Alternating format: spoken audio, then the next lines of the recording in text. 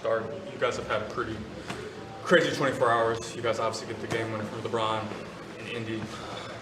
Opposite side of it, just emotionally, what's that like, and what was the locker room like post game? I mean, it's hard. If it was like that, we had basically had the game in hand, and when you lose like this, it's hard, especially on back-to-back. When I think we fall hard, it's hard to lose like that.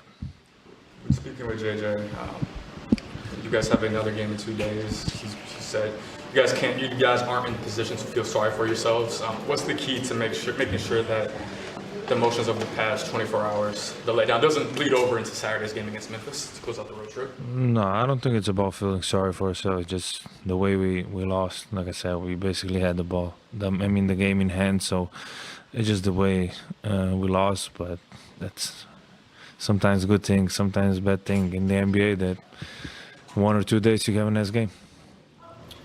Luka, you're obviously a fierce competitor.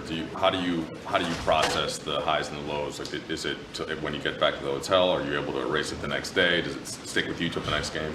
I don't know. Depends on the game. Like this, where it seems like you had it and then they hit a buzzer beater. I mean, it's like the one I had in Cleveland last year, which was even a crazier shot. It was 3 quarters, so just gotta process it. I mean, it's a tough way to lose, but it is what it is. Max Drews? Yeah, I remember that. It's 3 quarter shot. It's crazy. What do you take out of the team that does seem to be getting closer to where you guys have been? Rui doesn't play tonight, but was big last night. LeBron getting more into shape. Do you kind of feel it coming? Yeah, I mean, like I said, I think our third quarter weren't good.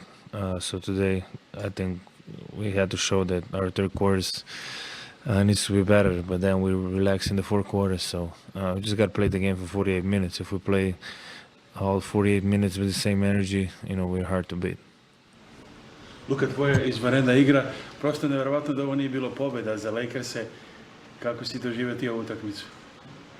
Teško izgubiti takvu utakmicu. Nevjerovatan šut, ali teško je. Da li to je nešto što ne može da se predvidi ili da kažem u zadnjim sekundima se rešava? Što očekuješ od Grizzliesa sljedeća utakmica u subotu? Ne znam, još nisam tamo, tako da sutra ću se fokusirati na Memphis. Da li su Bullsi iznenadili inače na još neki način? Kakvi su bili kao tim? Ili su bili težak tim? Težak tim. Već smo igrali s njim 2 puta sad, tako da je vrlo teško igrati protiv njih. What did you see defensively? I guess what's the immediate reaction from that? Devastation. It's a hell of a way to lose a basketball game. Breaking it down a little further, so up 5 with about 12 left, and they get the quick 3. I think you did have the timeout. Would you wanted to take a timeout to advance the ball there? Or No, not necessarily. I don't want to put yourself in that. I mean, if I had 2, I would have taken it automatically. Felt super comfortable with the lineup we had out there to get the ball in, and we just didn't execute it. Still had, I think, time to call the timeout, but I think in that situation, the thought process was, get it in if we can. If not, call a timeout. 2 straight nights of kind of similar games in some ways where you have control and there are these big runs in short amounts of times. Where did you see any through line defensively about kind of not being able to get stops at certain moments? Or I mean, they shot 11 of 14 from 3. I mean, that's 11 of 14 in an empty gym is really good. So that's unreal shooting. The fourth, yeah. Defensively, you guys in the second and third quarter had whatever that kind of thing was that had been missing at times. Did you see, obviously hot shooting is hot shooting, but earlier in that fourth quarter, did you see let up in any way from your team in terms of execution? No, I mean, you got to figure too, 3-on-1 Kobe White transition 3, a 3-on-2 Kobe White transition 3. I mean, in the half court, we were great. It could get lost in the result, but we've talked about the balance between LeBron, Luka, and Austin trying to figure things out. And what do you make of Austin his ability to make plays down the stretch and kind of having the ball in his hands and executing.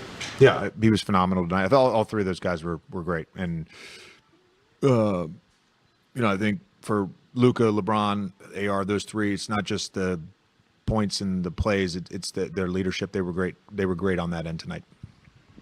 Earlier this season, you guys suffered a gut punch loss to the Magic at home, and it hit you guys in a way. Like, it seemed like afterwards there was like ramifications from that. Is that something you're going to recall too at all in terms of, obviously it's a different team and a different group, but the way you guys kind of manage that? I mean, it's the third one. It's the third one because the Atlanta game too. We had that game won. So it's, there's games throughout the year that happen like that. I think to every team, and you can look back. Oh, we should have done this, should have done that. We got one last night at Indy. We lost on a half-court shot. I thought, overall, outside of a couple of plays, the execution, the shots we were getting, it was good. How do you, kind of to Dan's question, how do you make sure that there's no emotional, carryover from these last two nights going into Saturday's game against Memphis? We're not in a position to feel sorry for ourselves. It was Jackson tonight, and you got the tip in late, and it just. Not in a position to feel sorry for themselves. They did get the buzzer beater last night with LeBron's tip in, and then they lose on a half-court buzzer beater tonight. How is it to lose a game like that? That can't be easy. You don't sleep tonight, right, if you're the Lakers? Same thing makes you laugh, makes you cry. I mean, that's tough. I mean, you have an uncharacteristic situation with LeBron, one of the greatest decision makers, passers, this game's seen. But that just shows you can beat anybody in this league, and you always have to be on. It's hard to win in this league, but yeah, there's absolutely no sleep. Josh Giddey would go for that steal. Right here, great play by JJ. Wes, this quick rip, you're only down by one, you catch the ball sleeping. But the most, I would say nobody would guess Josh would want the ball, let alone walk off and leave and shoot the ball with confidence. And one of the big knock we've had on this young man early in his career that he can't in the play-in situation. Yeah. So, you want to establish a culture and habit of winning. What better way to do that than this kind of night? But for the Lakers, I mean, hey, same thing makes you laugh, makes you cry. They'll be all right. They were laughing last night, crying tonight. Yeah, but right, for Chicago, you're sitting there in locker room right now. They're hitting their stride at the right time of the season. They've won 9 of their last 11 games, 3D. They're on a 4-game winning streak right now. Yes, they're 9th in the Eastern Conference, but they pretty much have a play-in spot locked up right now, if you will. I know there's still a couple weeks left. Anh không chơi với chị đấy, nhưng mà chị lại biết